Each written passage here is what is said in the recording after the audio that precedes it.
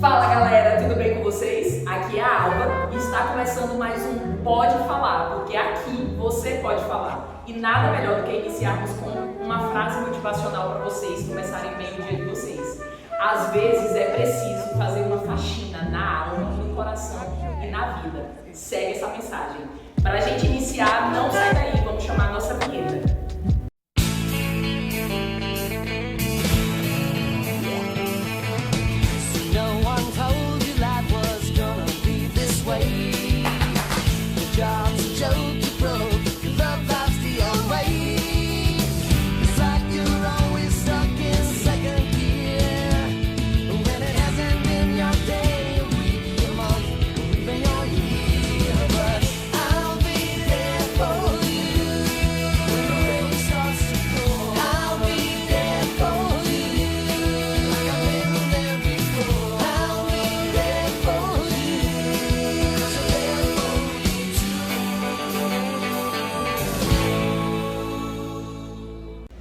Estamos de volta com o nosso Pode Falar e aqui você será ouvido e pode falar também.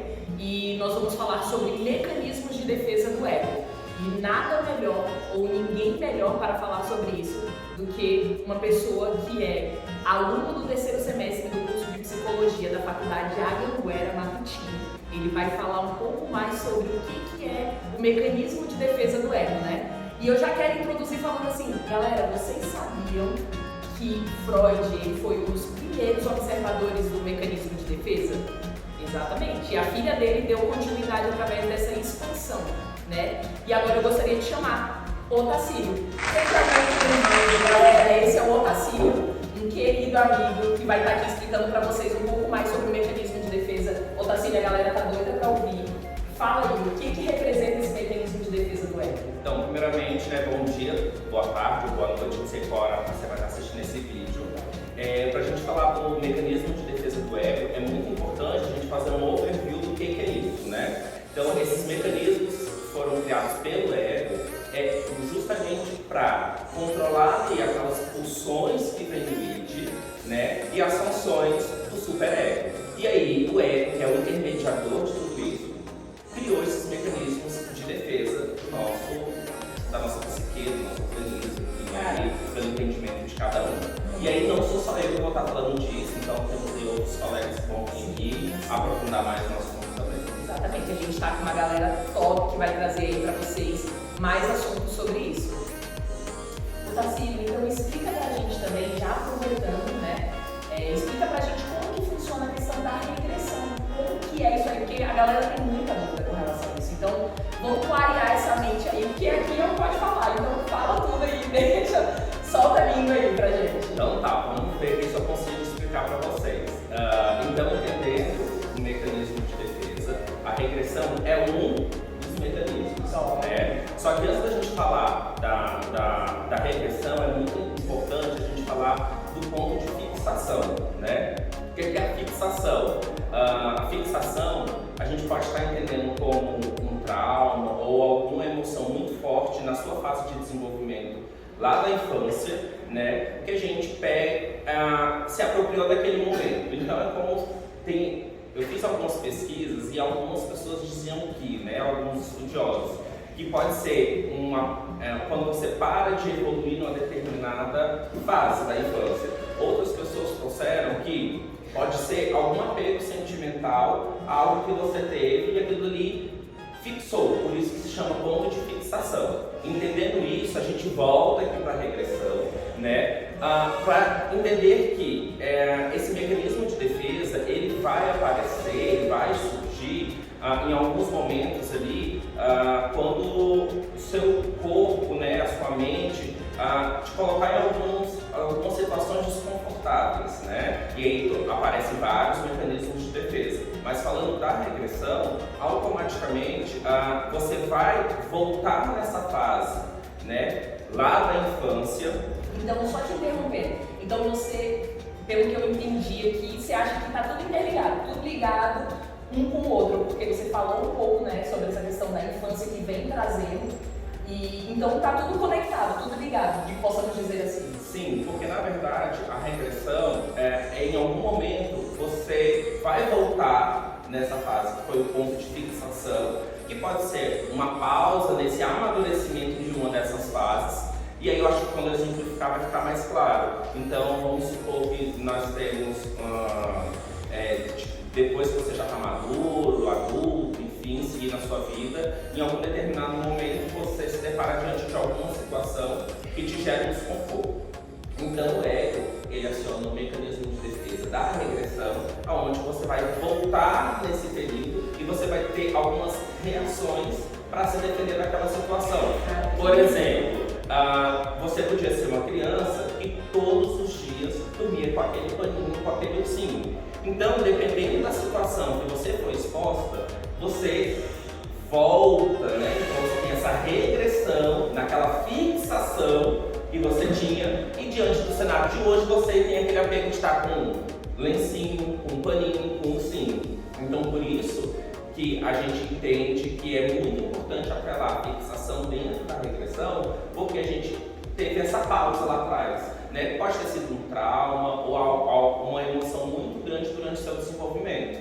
Então isso vai refletir no teu dia a dia hoje. E aí são vários contextos, a gente pode trazer também na questão da fase do desenvolvimento do oral. Então tem pessoas que são compulsivas diante de um exposto determinada situação, né? Uma grande ansiedade, alguma coisa, ela vai chegar em casa e ela vai fazer comer muito sorvete.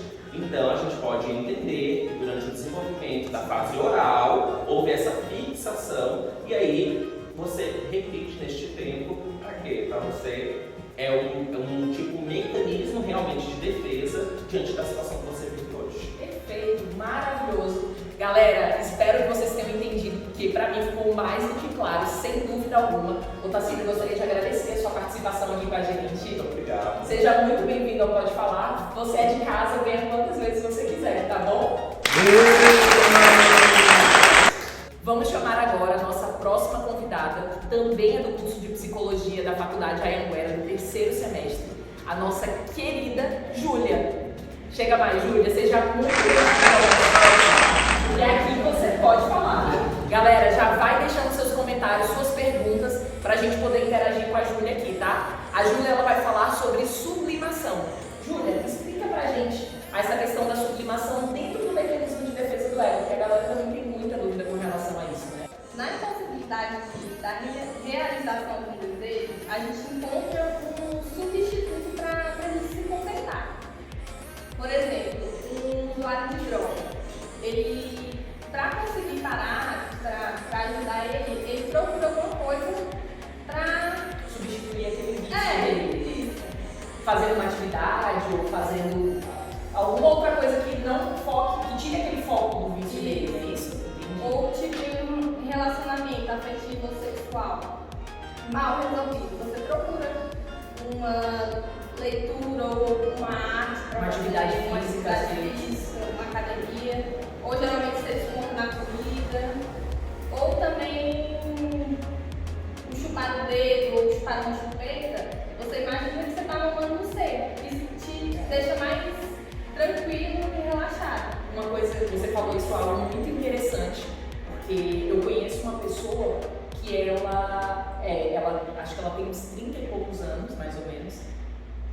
Acho que é mais ou menos isso. E ela chupa dedo. Ela voltou. E é tanto que a boca dela ela já tem uma deformação do formato do dedo, muito interessante. É uma isso, forma né? de acalmar, né? Isso, exatamente. Ela encontrou esse refúgio, não sei, né, seria essa palavra, mas essa substituição.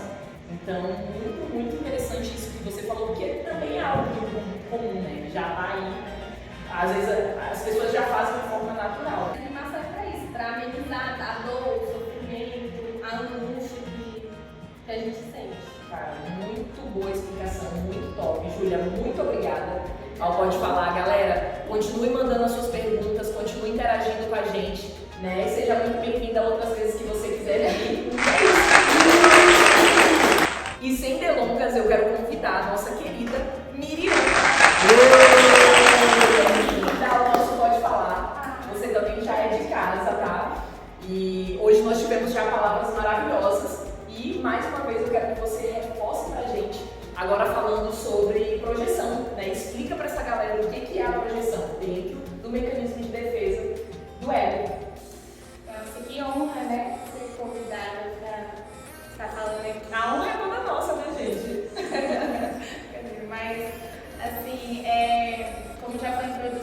o que é o mecanismo de defesa, trazendo um pouco da projeção dentro da psicologia, é onde determinados comportamentos indesejáveis são transmitidos para outra pessoa ou outras pessoas, né?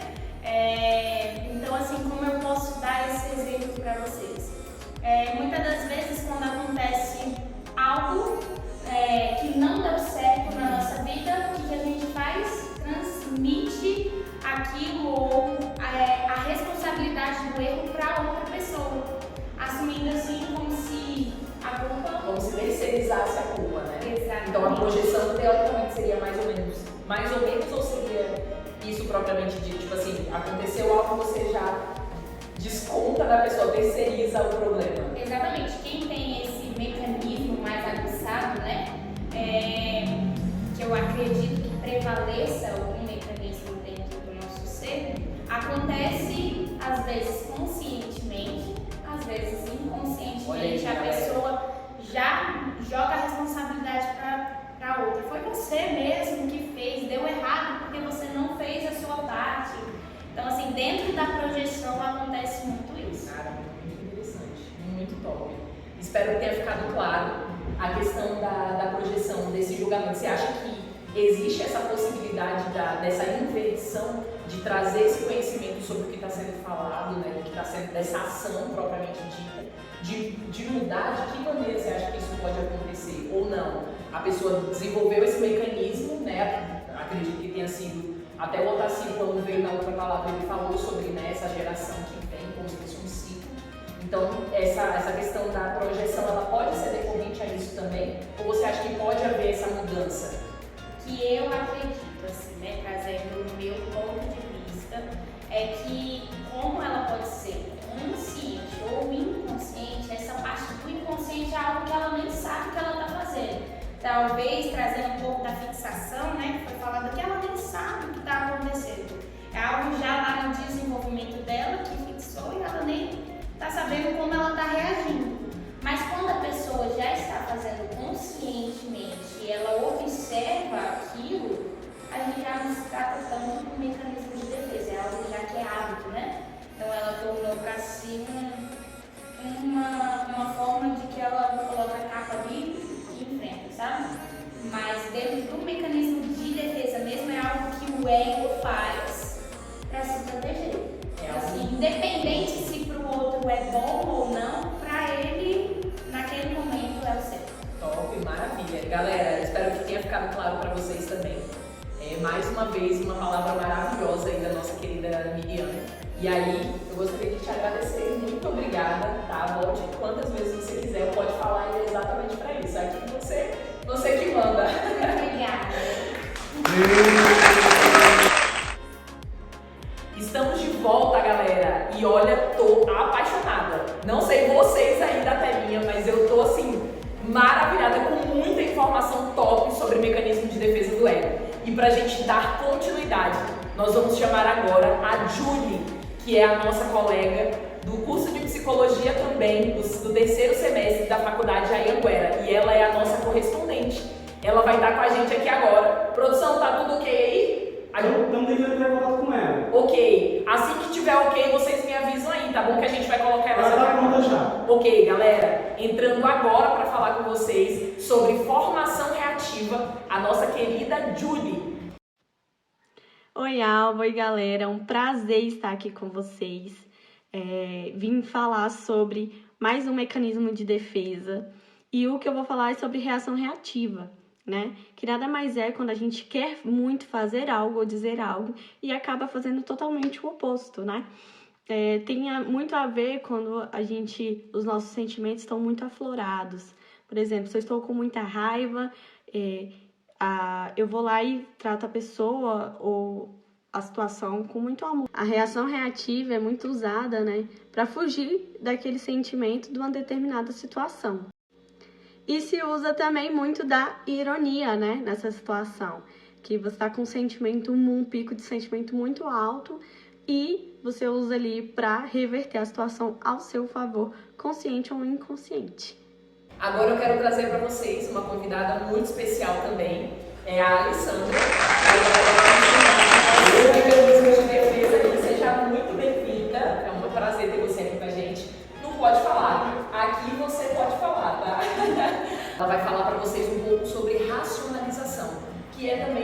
racionalização que nós temos muita dúvida, né? Racionalização, que a gente acaba generalizando quando fala esse nome. E trazendo para dentro do mecanismo de defesa do ego, que representa essa racionalização. Como nós estamos falando dos mecanismos de defesa do ego, a gente precisa entender que são ações psicológicas para reduzir o sofrimento, né? A angústia, tudo que causa angústia para nós. Quando nós falamos da racionalização, nós estamos falando de motivos da pessoa, procura motivos lógicos para explicar um sentimento, uma ação, uma ideia. Ele entra como tipo uma justificativa daquilo que ela fez? Exatamente, é uma justificativa lógica, né? Racional de uma ação, de um pensamento. É tipo assim, eu fiz isso, por conta disso. Procura. Acho que tem até uma relação com a negação. Por exemplo, a pessoa tem um desejo de ter um carro. Aí ela não consegue o carro, ela justifica dizendo que não tenho carro porque é perigoso. Procura raciocínio. Então isso também é muito recorrente, é algo muito comum, é verdade? As pessoas racionalizam muito no meio de se defender mesmo, de repetir o que causa angústia nelas. Cara, muito interessante, muito top. Eu acho isso tá muito presente, na verdade, no nosso cotidiano. A gente tem, se você parar para observar, a gente vive muito isso, né? Às vezes até a gente se pega fazendo determinadas coisas. Eu não fiz isso, mas é como se você quisesse proteger você mesmo de algo ruim. Ou você Isso é um mecanismo de defesa, né? Exatamente, cara, muito top. Alessandra, muito obrigada pela sua palavra. É uma alegria ter você aqui com a gente. Galera, não deixe de botar o comentário de vocês, de participar, de compartilhar esse vídeo com todo mundo, beleza? Agora, para darmos continuidade, eu vou trazer para vocês uma convidada muito especial, que é a Kathleen. Ela também é estudante de psicologia do terceiro semestre daqui da faculdade Anhanguera. Kathleen, seja muito bem-vinda ao Pode Falar. E a Kathleen hoje vai falar sobre deslocamento. Explica pra gente, Kathleen, como que funciona essa questão do deslocamento dentro do mecanismo de defesa do ego. Então, o deslocamento, ele é um mecanismo de defesa, né, que ele tem como finalidade substituir uma pulsão inicial por algo mais socialmente aceito. Que seria um exemplo de fácil entendimento, que eu acho que todos nós, né, já passamos por algo assim, um momento de pulsão, que aí, em vez de você fazer algo que não seria socialmente aceito, é você trocar essa pulsão, né? E eu acho que um exemplo bem breve e de fácil entendimento seria, exemplo, uma discussão. Você ter vontade, vamos supor, de bater na pessoa. Ao invés de fazer isso, tem pessoas que descontam, trocam, né, no caso, por quebrar um copo ou... Isso acontece muito na prática lá em casa, inclusive. Às vezes eu quero matar o meu marido, aí o que eu faço? Quebra outra coisa pra resolver. Então seria isso. Seria isso. Desse deslocamento de trocar uma função ali inicial por algo mais socialmente aceito, né? Cara, muito top. Espero que tenha ficado claro para vocês também, Kathleen. Seja muito bem-vinda mais uma vez. Você já é de casa também. Volte quantas vezes quiser, tá bom? Obrigada. Estamos de volta e eu vou trazer um convidado maravilhoso, muito querido e especial, para estar dando continuidade nesse tema, mecanismos de defesa do ego. Fica ligado que agora vem informações quentíssimas. Ele é aluno do terceiro semestre do curso de Psicologia Matutino da Faculdade Anhanguera. Chega aí, Obrigado, obrigado pelos aplausos. Você é muito querido. E aqui no Pode Falar, você fala. Eu posso falar? Você pode falar, com Tem certeza. certeza? Com Eu certeza. te falo muito. Aqui você é livre para falar. E hoje o Marco vai trazer uma palavra legal, dando continuidade nos mecanismos de defesa do ego, que é sobre repressão e negação. Explica pra galera que tem dúvida sobre esse tema, sobre esse assunto. Né? É algo muito comentado, rola muitos comentários sobre isso, sobre o mecanismo de defesa do ego. E eu gostaria que você explicasse pra galera aí que tem dúvida com relação à negação, sobre repressão. O que é dentro do mecanismo de defesa do ego? Dentro do mecanismo de defesa do ego, a negação é bem autoexplicativa. É negar um fato evidente, principalmente fatos que causam desconforto, tristeza, sensações ruins. É tipo, eu tô sentindo, mas não falo. Eu digo que não, que eu não tô sentindo. Exatamente. Você já falou do outro lado. Mas prolongando o assunto, né? Usamos muito esse mecanismo da negação nos momentos cotidianos. Alguns exemplos que eu posso dar aqui. Uma mãe com o seu filho. Geralmente a mãe idealiza a criança como um filho perfeito. Isso quando a mãe idealiza, né, gente? Não estou generalizando. A mãe tende a generalizar o filhinho dela como um anjinho, um príncipezinho que não faz nada de errado.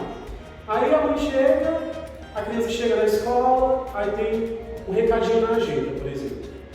Seu filho mordeu o coleguinha, beliscou o coleguinha.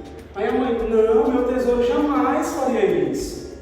Isso é uma coisa que acontece bastante. Outro exemplo que eu posso dar, relações abusivas, né? A mulher, o homem, seja quem for, né? Quando ela está numa relação abusiva, ela tende muito a utilizar esse mecanismo de defesa para poder fugir um pouco dessa realidade que ela está vivendo, né? E amenizar um pouco esse sofrimento. Porque o mecanismo de defesa é exatamente para isso, para amortecer o sofrimento, né? Então, numa relação abusiva, geralmente as pessoas avisam, falam, olha, fulano está sendo abusivo com você, fulano faz isso, fulano faz aquilo. E a mulher geralmente tende a, não, ele me ama. Eu apanho, mas ele me ama. Foi só uma vez. Entendeu? Isso é muito sério. Está mais comum, mais presente do que a gente imagina, na verdade. É muito cotidiano. Acho que é o principal mecanismo de defesa. É importante falar que todos os mecanismos de defesa são utilizados por nós, só que alguns predominam. E um dos mais utilizados realmente é a negação. Porque como a gente está nesse mundo volátil e constante, quando as coisas não saem de acordo com as nossas expectativas, provavelmente a gente vai entrar no estado de negação. Outro exemplo que eu posso dar aqui, que é muito comum de acontecer, é no luto. Quando a gente perde um ente querido, eu vou dar um exemplo bem atual. Não precisa nem ser um ente querido, mas alguém muito conhecido. A Marília Mendonça. Quando a Marília Mendonça morreu, aquela notícia de primeiro impacto, eu acho que ninguém acreditou. Verdade. Ninguém acreditou. Esse é o mecanismo de defesa, a negação. Só que a negação ela pode ser uma coisa contínua, repetitiva, pode ser uma coisa passageira. Quando ela é contínua e repetitiva, aí a pessoa precisa ir atrás de uma ajuda psicológica, terapia, porque daí já começa a atrapalhar a vida dela, ela começa a agir de maneira disfuncional. Uma pergunta, Marco. Eu acredito que a pergunta que seja para de todos.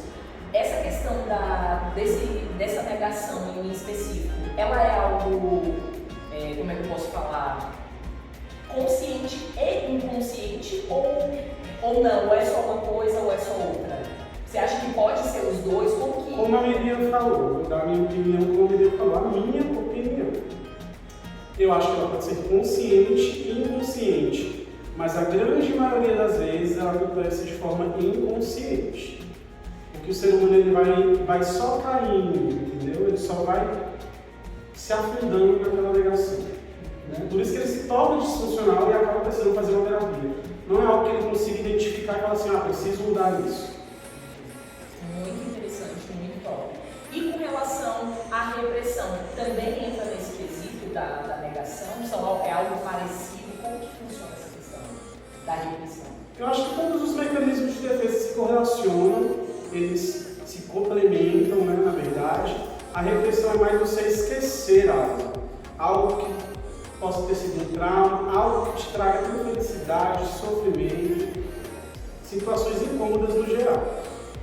Com o tempo, essas repressões se juntam, se somatizam e podem tornar um complexo. Tanto reprimir, vai reprimir. Por exemplo, a criança vai chorar. É muito dito sobre isso, né? Deixa a criança chorar.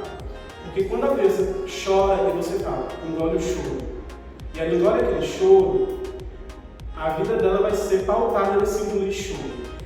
E isso vai tornar o quê? Uma pessoa depressiva, ansiosa, retraída emocionalmente. Pode desencadear várias Exatamente, uma bola de neve. Outro exemplo que eu posso dar aqui também. Coisa de menino, coisa de menina.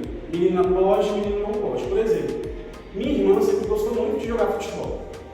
E na sociedade que a gente vive, a gente sabe que hoje em dia não tanto, está melhorando, mas na época era muito visto como que eu posso dizer? Dor de sexualidade, a pessoa gostar de jogar bola ou gostar de brincar com o menino. E ela foi muito julgada e sempre foi dito assim, você não pode jogar bola. Então ela sendo reprimida a fazer algo que ela gostava, ela passou a tomar atitudes diferentes da que ela teria se ela fosse livre. E entram várias crenças, entram N coisas, né, que acabam influenciando de alguma forma nisso, não é verdade? Exatamente, é muito cultural, muito da nossa sociedade, tanto a negação, quanto a repressão, quanto todos os outros mecanismos de defesa. Cada cultura, eu acho que age com relação aos mecanismos de defesa de uma forma diferente. Então, acho assim, a pessoa ter autoconhecimento, entendimento, é essencial para que ela possa identificar quando ela está abusando desses mecanismos, quando ela está utilizando de maneira saudável, porque o mecanismo ele é usado de maneira egóica, ele é usado de maneira, como eu posso dizer, eu penso em mim, eu não penso no outro, entendeu? Cara, muito top. Eu falei pra vocês que seria uma palavra poderosa, né? Bem forte, bem impactante. E não foi diferente. Marco, eu gostaria de agradecer a sua participação no Pode Falar. Você é mais do que bem-vindo. Todas as vezes que você quiser vir, seja muito bem-vindo. É isso, galera. O nosso Pode Falar chegou ao final. Isso mesmo. Só que eu não posso encerrar sem falar antes que nós estamos na nossa campanha do Setembro Amarelo. Vou te interromper, Alma. Fica à vontade. Falar um pouquinho sobre o CVV, que é o Centro de Valorização à Vida. Você que conheça alguém que esteja passando por alguma situação de depressão, tentativa de suicídio, ou que essa pessoa esteja depressiva e não consegue conversar com ela, porque a gente entende que não é todo mundo que consegue falar sobre, né, dar um conselho bom e ajudar. O CVV está disponível 24 horas por dia, o número é 188. É muito importante salientar que é 24 horas por dia. Exatamente. Então, e você pode salvar uma vida. Galera, o nosso Pode Falar fica por aqui. Até a próxima. Beijo no coração. Ei, você. Isso mesmo, você que pensou que acabou. Nem tudo que acaba termina. E com essa frase filosófica, gostaria de agradecer a todos que prestaram atenção e à professora Risélia por implementar a aprendizagem de forma significativa em nossas vidas. E já que o nosso jeito é o jeito certo, estão em vários errinhos de gravação para vocês se divertirem um pouco. Assim como nós nos divertimos gravando. A Kathleen é a menor pessoa?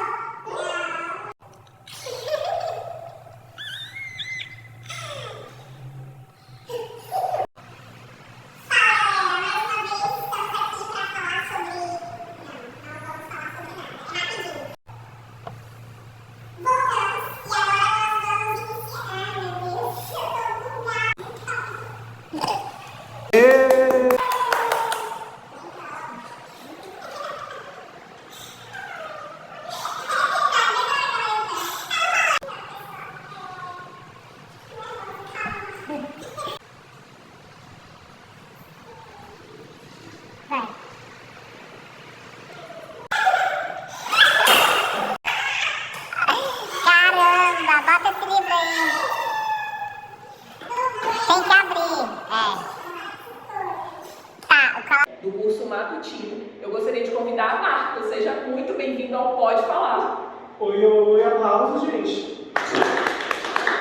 Eu só queria salientar que eu não sou do curso matutino, eu sou do psicologia. Voltando, vamos continuar. Não, eu falei.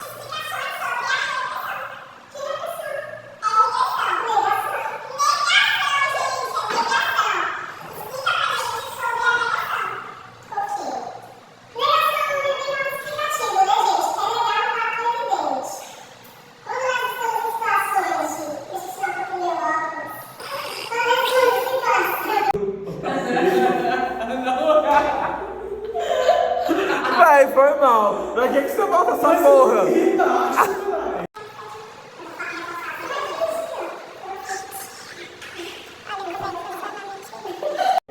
Galera.